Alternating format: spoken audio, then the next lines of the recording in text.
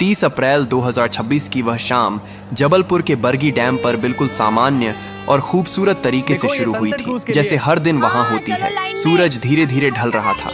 नर्मदा नदी का पानी सुनहरी रोशनी में चमक रहा था। हवा हल्की थी और माहौल में एक अजीब सी शांति और खुशी थी। लोग अपने परिवारों के साथ घूम रहे थे।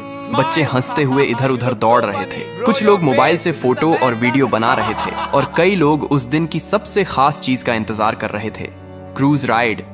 वह बड़ी मोटर बोट जो लोगों को नदी के बीच लेकर जाती है ताकि वे प्रकृति के बीच कुछ पल शांति से बिता सकें। लगभग शाम के 5 बजे के आसपास लोग धीरे धीरे उस नाव में चढ़ने लगे। कोई अपने दोस्तों के साथ था, कोई परिवार के साथ, कोई अपने छोटे बच्चों को गोद में लेकर चढ़ रहा था। एक माँ अपने लगभग 3 साल के बच्चे को सीने से लगाए हुए थी। बच्चा खुश था और पानी की तरफ देखकर ताली बजा रहा था।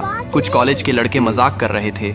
एक नवविवाहित जोड़ा हाथ पकड़े बैठा था। Every moment with you is I love you. कुछ बुजुर्ग शांत बैठे थे। Yes, much better. Thank you. कुल मिलाकर करीब 30 से 31 लोग उस नाव में सवार हुए। नाव के कर्मचारियों ने जल्दी जल्दी लोगों को बैठाया।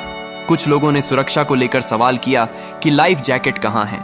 कुछ को जैकेट दी गई, लेकिन कई लोगों को नहीं मिली और कर्मचारियों ने यह कहकर बात को टाल दिया और रोज की तरह ही यह यात्रा भी सामान्य होगी। उस समय किसी को अंदाजा नहीं था कि यही छोटी सी लापरवाही कुछ ही देर में कितनी बड़ी त्रासदी में बदलने वाली है। नाव धीरे धीरे किनारे से दूर जाने लगी।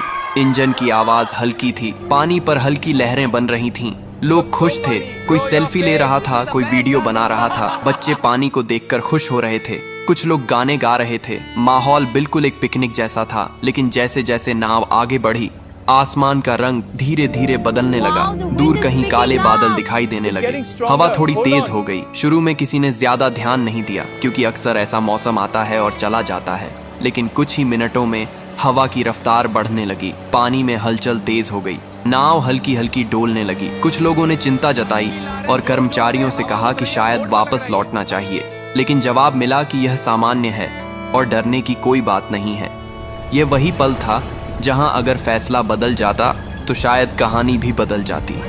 लेकिन नाव आगे बढ़ती रही। अब हवा और तेज हो चुकी थी।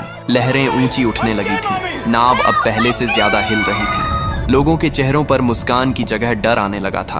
बच्चों ने रोना शुरू कर दिया था। महिलाएं भगवान का नाम लेने लगी थीं। कुछ लोग खड़े होकर संतुलन बनाने की कोशिश कर रहे थे।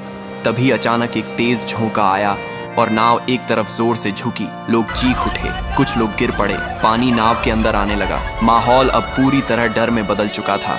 लोग चिल्ला रहे थे, वापस चलो, यहाँ से वापस चलो। सब डरे हुए। लेकिन अब बहुत देर हो चुकी थी।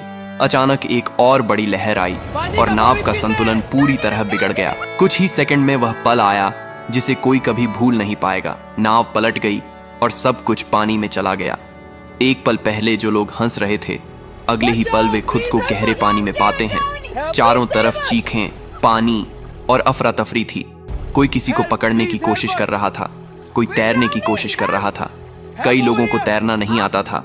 कुछ लोग लाइफ जैकेट के सहारे ऊपर रहने की कोशिश कर रहे थे। वह माँ जिसने अपने बच्चे को सीने से लगाया हुआ था, पानी में गिरते ही उसने अपने बच्चे को और कसकर पकड़ लिया। वह खुद तैर नहीं पा रही थी, लेकिन उसने अपने बच्चे को छोड़ा नहीं। कुछ लोग एक दूसरे को पकड़कर बचने की कोशिश कर रहे थे, लेकिन डर और घबराहट इतनी थी कि कोई सही दिशा में सोच नहीं पा रहा था। इस बीच किनारे पर मौजूद कुछ लोगों ने शोर सुना और तुरंत मदद के लिए दौड़े। पुलिस और रेस्क्यू टीम को सूचना दी गई। कुछ ही देर में बचाव कार्य शुरू हुआ। नावें भेजी गईं। लोगों को पानी से निकालने की कोशिश की गई।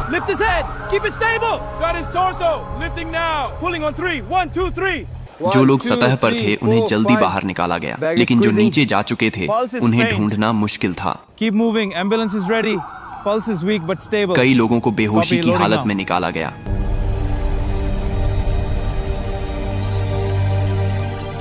लेकिन कुछ लोगों को बचाया नहीं जा सका।